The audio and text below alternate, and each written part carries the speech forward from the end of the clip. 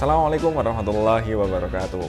Oke, kembali lagi di channel Mas Guru Kimia. Kali ini kita akan melanjutkan tentang bahasan kita pekan lalu, yaitu tentang membuat website pembelajaran menggunakan Google Sheets. Langsung saja, hari ini kita akan membahas tentang manajemen halaman. Let's check it out.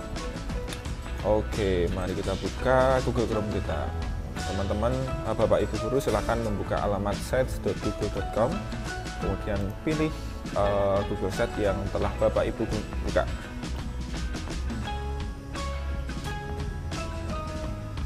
Nah, berikut tampilan awalnya Bapak Ibu semuanya. Kenapa sih Google Sheets ini bisa dijadikan salah satu alternatif digunakan untuk membantu proses pembelajaran secara daring? Tidak lain dan tidak bukan ialah menjawab masalah-masalah yang muncul ketika kita gunakan beberapa aplikasi yang lain, misalkan WhatsApp. Nah, WhatsApp itu nanti biasanya ketika digunakan beberapa masalah yang muncul. Pertama, terlalu banyak chat yang ada di grup, maka ketika ada anak yang terlewat tidak membaca, ataupun anak yang terlewat tidak masuk dan baru masuk di kemudian hari, anak itu tidak tahu materi yang disampaikan atau tugas yang diberikan apa. Alternatif yang kedua biasanya ada yang menggunakan LMS, Learning Management System, ada Edmodo, kemudian Google Classroom. Nah, di Google Classroom ini masalah di WA yang di WA tadi relatif tidak ditemukan karena riwayatnya jelas ada, tanggal, hari, dan waktunya, tugas-tugasnya ada.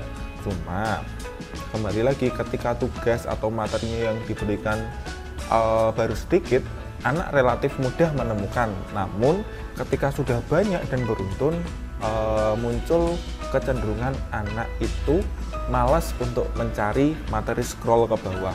Maka dari itu kita bisa memanfaatkan Google Sheets ini sebagai alat pembelajaran daring yang kuncinya ada di manajemen halaman. Maka dari itu kita gunakanlah menu page ini. Nah, Bapak Ibu, sebelum menambahkan page atau halaman di Google Sheets ini, perlu Bapak Ibu sekalian petakan materi-materi apa yang akan disampaikan. Contohnya ini kalau James Live, saya gunakan materi kimia, maka akan ada beberapa. Ketika kita gunakan 3 tingkatan kelas, maka kita buat pertama dulu kelas 10, kemudian ada lagi kelas 11, dan terakhir kelas 12. Nah, seperti ini. Maka di dalam kelas 10 ini nanti akan muncul subpage atau subhalaman. Nah, bagi Bapak Ibu yang merasa kalau kelas 10 subhalamannya sebanyak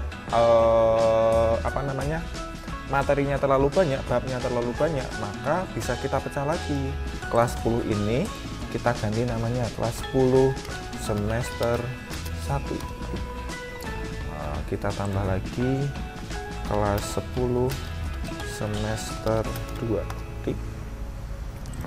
Kelas 11 ini kita ganti, double klik di nama, maka akan muncul semester 1. Klik, kemudian kelas 11 semester 2, terus kita ganti nama kelas 12 semester 1, kelas 12 semester 2. Nah, maka ketika kita gunakan seperti ini, Bapak Ibu sekalian, anak nanti ketika membuka ini akan langsung dibagi-bagi. Ketika dia ingin mengakses materi kelas 10 semester 1, nanti di menu atas ini akan muncul kelas 10 semester 1. Nah, kemudian setelah ini apa?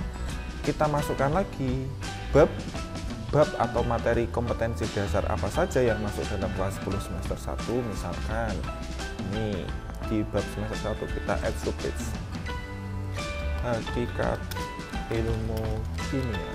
Nah, maka di kelas 10 semester 1 ketika kita sorot, maka akan muncul bab hakikat ilmu kimia.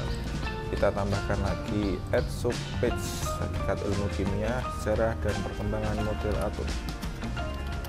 dengan middle atau down. Maka ketika kita sorot, anak membuka hakikat ilmu kimia, muncul hakikat ilmu kimia.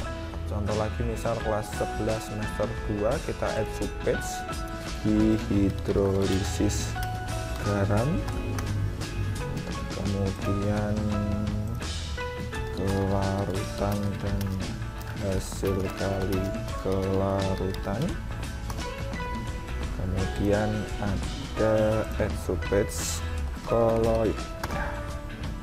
Nah, berikut mengakses webnya, kemudian di kelas 11 semester 2 disorot, kemudian akan milih asam basa, hidrolisis garam, kelarutan, hasil kali. Nah, ketika Bapak Ibu sekalian menganggap atau menilai bahwa di bab asam basa ini, ketika semua materinya ditampilkan dalam satu halaman kok terlalu banyak, maka bisa kita setting lagi di menu asam basa ini, kita tambah add subpage.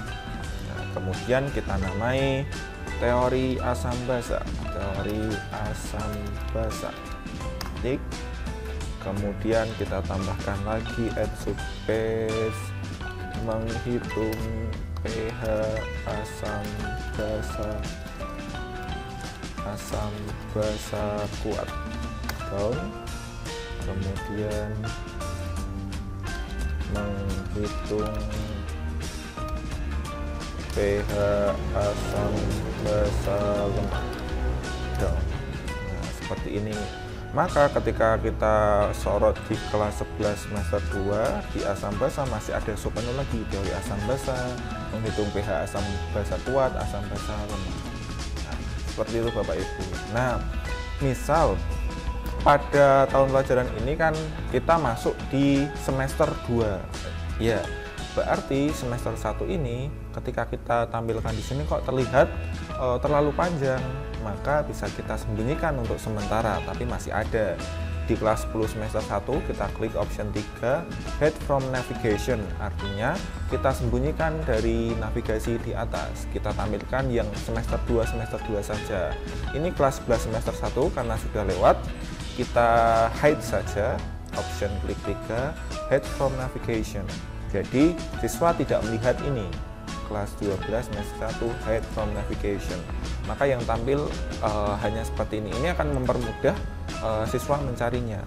Nah, kemudian ketika kita sudah edit-edit, isinya, kontennya sudah kita masukkan, jangan lupa Bapak Ibu kita klik publish.